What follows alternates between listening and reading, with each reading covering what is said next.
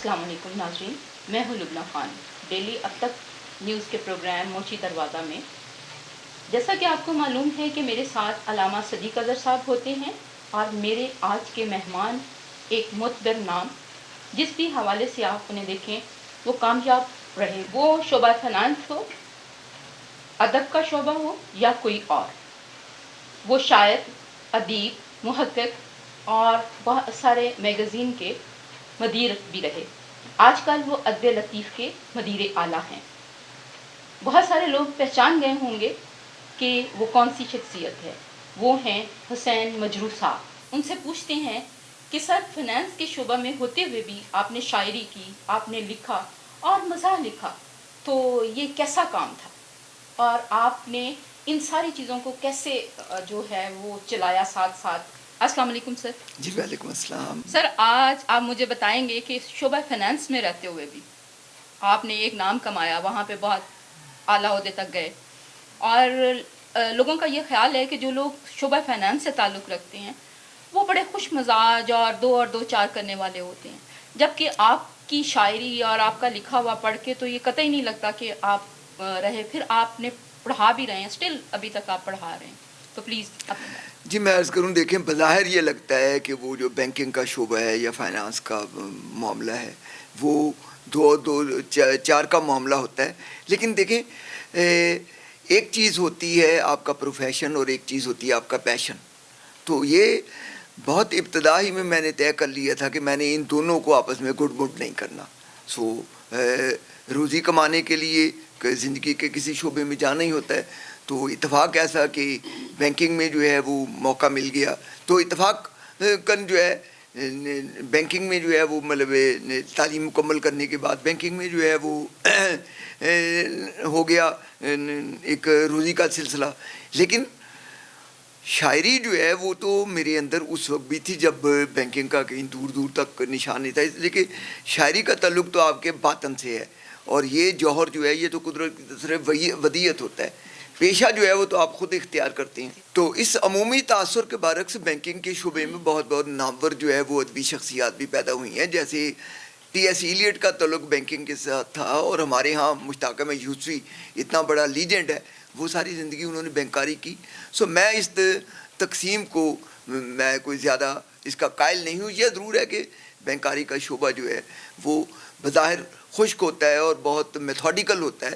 Sir, उसमें इतना ज़्यादा एक्चुअली टाइम टेकिंग है, वो जी वो है टाइम टेकिंग, सुबह से जाके उनके आपकी वापसी का कोई टाइम नहीं होता। लेकिन शायरी तो लुबना बीबी चश्मे के पानी की तरह है। चश्मे का पानी चट्टानों को तोड़ के और उनके अंदर शिगाफ पैदा करके अपना रास्ता बना लेता है ना। मजरू साहब, आपका ताल्लुक झंग से है और झंग से हमारे पाकिस्तान के अदब में बल्कि मुझे ये कहना चाहिए कि पाकिस्तान के अदब को झंग ने बहुत कुछ दिया है जी। पंजाबी अदब को तो खैर हीर और रांझा की कहानी दी, लेकिन इसके अलावा अभी शेर अफजल जाफरी साहब वहाँ, जाफर ताहिर साहब वहाँ, और नज़्म के बहुत बड़े शायर मजीद अमजद का ताल्लुक भी जो है वो झंग से ही था। तो आप मुझे ये बताएं कि आप रवायत में आपकी गज़ल जो है वो मैंने पढ़ी है और आप बड़ी ताज़ाकारी है आपकी गज़ल में, बल्कि बाज़ तो बंदिशें आपने कॉइन की हैं पिछले चंद महीनों से। आपकी गज़लें जो मैं देख रहा हूँ उसमें आपने बड़े बड़े नए तजुर्बे भी किए हैं। तो मैं आपसे ये पूछना चाहता हूँ कि ये जो अहबाब जो देखें, इसमें मुझे एक और बात याद आई, वो ये कि ये जेहलम, झंग और सरगोदा, ये तीन इलाके जो हैं, मुझे ये मैं ये कहना चाहता हूँ कि यहाँ से बड़े बड़े ख़ूबसूरत शेर कहने वाले लोग जो हैं हमारे सामने आए।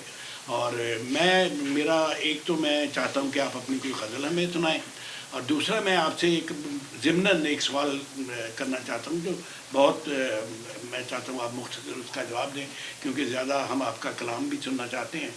और वो ये है कि आपको मजीद अमजद, शेर अफजल जाफरी, जाफ़र ताहिर, इनकी जो डिक्शन थी, इनकी जो रवायत है, इनकी जो हैत है, इस पर इसने आपको मुतासिर किया या आपने खुद अपने लिए नए रास्ते जो हैं वो तलाश किए? میرے تو لڑکپن کا زمانہ تھا جب میں نے ان اپنے بڑوں کی آنکھیں دیکھیں، شیر افضل جعفری صاحب کو، جعفر طاہر کو، رام ریاض کو. مجید امجد صاحب کا تعلق جھنگ سے تھا، لیکن وہ ساہیوال میں اس زمانے کا مونٹگمری اس میں مقیم تھے. مہینے میں ایک آدھ بار وہ جھنگ ضرور آیا کرتے تھے، اور وہاں ان کی دوستیاں تھیں، اور وہاں وہ محفل جمایا کرتے تھے. تو ان سارے، جیسے وہ کہا گیا ہے نا کہ طب حسرت نے اٹھایا ہے اور استاد سے فیض، تو سیدھی بات ہے ہم تو ان سارے بڑوں کی جوتیوں میں بیٹھنے والوں میں سے تھے. لیکن یہ جو آپ نے میری کوائنج کی بات کی، یہ کہیں میرے اندر بہت شروع سے احساس تھا کہ بھئی مجھے اسٹیریو ٹائپ شاعری نہیں کرنی، اور مجھے بنے بنائے راستوں پر جو ہے اپنی شاعری کا سفر جو ہے وہ نہیں کرنا. شعوری طور پر میں نے جو ہے یہ کیا کہ میں نے اپنے سخن میں جہاں روایت کی پاسداری کی، میں نے شعوری طور پر یہ اہتمام بھی کیا کہ اس میں الفاظ کی بندشیں، ان کی تراش خراش اور نئے الفاظ داخل کرنے کا. میں یہ سمجھتا ہوں کہ شاعر کی ذمہ داری محض جو ہے وہ شاعری میں اضافہ کرنا ہی نہیں، بلکہ سخن کی بہتی ندی میں اپنے حصے کا پانی ڈالنا بھی اس کی ذمہ داری ہے. میرا خیال ہے کہ ہم گزارش کریں حسین مجروح صاحب سے کہ وہ اپنی کوئی تازہ غزل جس کا ابھی میں نے ذکر کیا ہے کہ ان نئی بندشوں کے حوالے سے ذرا وہ ہمیں سنائیں. علامہ صاحب، جب اتفاق ہے آپ نے بالکل نئی غزل کا کہا، تو یہ کل ہی یہ غزل ہوئی ہے جسے آپ انگریزی محاورے میں اوون فریش کہہ سکتے ہیں، تو وہ میں پیش کرتا ہوں. جی، مطلب عرض کیا ہے: دیدار اس کا خواب اور خواہش کے درمیان. واہ، دیدار اس کا خواب اور خواہش کے درمیان. دیدار اس کا خواب اور خواہش کے درمیان، نکلی ہو دھوپ جس طرح بارش کے درمیان. واہ واہ واہ، مجروح صاحب کیا مطلع کہا ہے، خوبصورت، بہت خوبصورت. دیدار اس کا خواب اور خواہش کے درمیان، نکلی ہو دھوپ جس طرح بارش کے درمیان، اور دل اس مقدمے کی بھی کرتا ہے پیروی.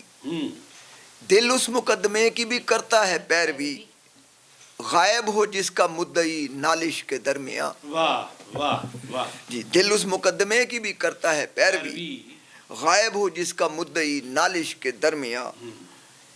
نکلی سبک سری سے بھی کب سرکشی سو ہے.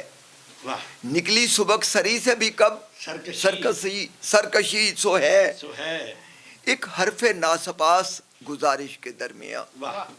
نکلی سبک سری سے بھی کب سرکشی سو ہے، ایک حرف ناسپاس گزارش کے درمیان. اور شعر دیکھیے کہ اس بت سے کیا گلا ہو کہ اکثر گلے مراد. اس بت سے کیا گلا ہو کہ اکثر گلے مراد، کھلتا ہے سرد مہری و تابش کے درمیان. اور شعر دیکھیے علامہ صاحب کہ ہر تخت کا نصیب ہے تختہ اگر نہ ہو. ہر تخت کا نصیب ہے تختہ اگر نہ ہو، امکان مخبری کسی سازش کے درمیان. ہر تخت کا نصیب ہے، کیا پولیٹیکل شعر کہا ہے آپ نے. ہر تخت کا نصیب ہے تختہ اگر نہ ہو، امکان مخبری کسی سازش کے درمیان. اور مقطع دیکھیے گا کہ مجروح قول و فعل کی دوئی کے ساتھ رکھ. مجروح قول و فعل کی دوئی کے ساتھ رکھ، کچھ کجروی بھی حسن نگارش کے درمیان. مجروح قول و فعل کی دوئی کے ساتھ رکھ، کچھ کجروی بھی حسن نگارش کے درمیان. دیدار اس کا خواب اور خواہش کے درمیان، نکلی ہو دھوپ جس طرح بارش کے درمیان. واہ، بہت ہی خوبصورت غزل. اچھا یہ بتائیں کہ نظم بھی کہتے ہیں آپ. جی بالکل، نظم الحمدللہ. نظم آپ مطلب پابند نظم ہے، آزاد نظم ہے، جو نثری نظم ہے، اور کیا نثری نظم کے آپ حق میں ہیں؟ جی میں عرض کروں، میں بالکل حق میں ہوں نثری نظم کے، اس لیے کہ وہ بھی اظہار کا ایک پیرایا ہے. اور ہمیں اب تو نثری نظم نے اس بات کو جھٹلا دیا ہے کہ نثری نظم جو ہے یہ تانا آسانی کا کوئی آلہ ہے. شاعر اپنے لیے آزادیاں جو ہے وہ مانگتا ہے، اور اگر یہ آزادیاں اسے دستیاب نہ ہوتی تو ہماری نظم وہیں ٹھہری ہوتی جو ایک بالکل काफिया रदीफ की बंदिश वाली नज़म नहीं, थी। अक्सर औकात ऐसा होता है कि कोई ऐसी फिक्र, जी। कोई ऐसा ख्याल जी। आपको आता है जी। जो आप समझते हैं कि बंदिशें, शेरी बंदिशें जो हैं और अरूज के और बहूर के जो जो जो कवायद हैं, जी। वो उस एहसास को मुंतकिल नहीं कर सकेंगे उस तरह। अच्छा अल्लामा साहब, यहाँ मैं एक अमूमी जो गलत फहमी है उसका अजाला करने की कोशिश करूँगा। वो ये कि ये कहना भी एक तरह की बेखबरी है कि नसरी नज़म जो है वो बिल्कुल मादर पिदर आज़ाद होती है। अच्छा, मैंने नसरी नज़में लिखी हैं, मुझे अंदाज़ा है कि नसरी नज़म का एक अपना इंटरनल स्ट्रक्चर होता है, उसका एक अपना अंदरूनी ज़ाब्ता कार होता है, और नसरी नज़म भी अपने इंटरनल राइम और रिदम के बगैर लिखी नहीं जा सकती, और अगर आप लिखेंगे तो फिर उसमें और नसर में कोई फ़र्क नहीं रहेगा। क्या नसरी नज़म जो है वो उसमें तो अपना वो जो है मौसीकियत और वो रिदम जो है वो ज़रूरी नहीं मैं होता। देखिए आज़ाद नज़म जो जी, है मैं अर्ज़ करूं। उसमें और नसरी नज़म में जी, मैं अर्ज़ करूं। इतना इम्तियाज़ पहली है। तो ये बात है कि मौसीकियत अगर शायरी में हो तो ये एक इजाफी चीज़ है, शायरी का ये जुज़्वे लाज़मा नहीं है, क्योंकि जब हम आलमी अदब को पढ़ते हैं तो वहाँ पर जो है मौसीकियत या गनायत का तकाजा शायरी से नहीं किया जाता, वो एक अलग डिसिप्लिन है। तो नसरी नज़म जो है उसके अपने अंदर एक बातनी आहंग यकीनन मौजूद होता है, और जिसे तरबियत याफ्ता कारी जो है वो कोई दरियाफ्त आप कर उसकी लेता है। मिसाल हमें दे सकते हैं? जी, मिसाल तो फिर ये है कि मैं नसरी अपनी- नज़म पढ़ के जो है मतलब जो है अगर मतलब आपके पास है तो जी आप हमें। जी मैं अर्ज़ करूं। मुंतज़िर लुक़मे का इंतकाम, मुंतज़िर लुक़मे का इंतकाम, मैं ज़िंदगी की मुंडेर पर गुलेल लिए बैठा हूँ, मुझे मौत की तलाश है, मौत जो मुकद्दर भी है और मुकर्रर भी, लेकिन जाने क्यों अंधेरे की तरह बुज़दिल है, हमेशा हीलों और हादसों की ओट से अपने शिकार पर झपटती है। वाह, हमेशा हीलों और बहानों की ओट से अपने शिकार पर झपटती है, मैं भी मौत का मुंतज़िर लुक़मा हूँ, मैं भी मौत का मुंतज़िर लुक़मा हूँ, और ज़िंदगी की मुंडेर पर गुलेल लिए बैठा हूँ कि शायद ये कलमोही किसी रोज़ भूले से खुले मैदान में आ जाए, फिर मैं दायमी खौफ को नींद की गोली खिलाकर उसकी हैबत को सरसों कर दूं और धीरज से पूछूं, बेसवा इख्तियार जो बज़ाहिर सुरखरू दिखाई देता है, अंदर से इतना जर्द क्यों होता है। वाह वाह वाह। आप हमें कोई अपनी और नज़म जी, सुनाएं। मैं सुना आपकी बहुत सारी नज़में मैंने पढ़ी हैं और मुझे बहुत पसंद बड़ी हैं, इनायत। तो आप प्लीज़ कोई क्यों ना गज़ल कोई इनकी जिसमें इन्होंने कुछ नए बंदिशें। जी ज़रूर अलामा साहब की कोई आप नई- फरमाइश पहले पूरी कर दें और जी। उसके बाद फिर मेरी कर दीजिएगा। चलें जी जी। सूरज की एक पल में तरीकत बदल गई, वाह, वाह, सूरज की एक पल में तरीकत बदल गई, निकला वो शोख घर से तो हिद्दत बदल गई। वाह वाह। सूरज की एक पल में तरीकत बदल गई, निकला वो शोख घर से तो हिद्दत बदल गई, और बेचे तमाम उम्र जो ख्वाहिश के निर्ख पर, वाह, बेचे तमाम उम्र जो ख्वाहिश के निर्ख पर, वाह, लेने गए वो ख्वाब तो कीमत बदल कीमत गई, बदल गई। वाह, लेने गए वो ख्वाब तो कीमत बदल गई। और शेर देखिए अल्लामा साहब के, जो मुंह को आ रही थी वो लिपटी है पाँव से, वाह, जो मुंह को आ रही थी वो लिपटी है पाँव से, बारिश के बाद खाक की सीरत बदल गई, वाह वाह वाह। बारिश के बाद वाह, खाक वाह, की वाह, सीरत वाह, बदल वाह, गई, वाह। और जो मुंह को आ रही थी वो लिपटी है पाँव से, पाँव से, बारिश के बाद खाक की सीरत बदल गई। वाह वाह वाह। और ऐलाने सुबह नौ है मगर रोशनी नहीं, वाह, ऐलाने सुबह नौ है मगर रोशनी नहीं, तब्दीली, शायद अमीर शहर की नीयत बदल गई। वाह, ऐलाने सुबह नौ है मगर रोशनी नहीं, नहीं, शायद अमीर शहर की नीयत बदल गई, और मजरूह आशिकी भी है तारीख की तरह, वाह, मजरूह आशिकी भी है तारीख की तरह, रावी बदल गया तो रिवायत तो बदल गई। रवायत बदल गई। अब ये मैं एक नज़्म, चूँकि आपकी फरमाइश है, हुक्म है, बहुत बल्कि शुक्रिया नज़्म का उन्वान है जी तदफीन। हमने उस ख्वाब को जब रात गए दफन किया, शहर बीमार था اور شہر کی بیماری کو صبح تازہ کی خبر خوف سے بہلاتی تھی. واہ صبح تازہ کی خبر خوف سے بہلاتی تھی. خواب کی آخری ہچکی میں لرزتی ہوئی سنسان تھکن. خواب کی آخری ہچکی میں لرزتی ہوئی سنسان تھکن دل سے کہتی تھی کہ اس خواب کو ہم رات گئے دفن کریں. واہ واہ دل سے کہتی تھی کہ اس خواب کو ہم رات گئے دفن کریں. لیکن اس رات کی انجان شناسائی میں کوئی دلدار میسر تھا نہ محرم جس سے. لیکن اس رات کی انجان شناسائی میں کوئی دلدار میسر تھا نہ محرم جس سے درد کی جامنی چادر کا تقاضا کرتے. درد کی جامنی چادر کا تقاضا کرتے. غسل کے واسطے پانی بھی نہیں تھا موجود.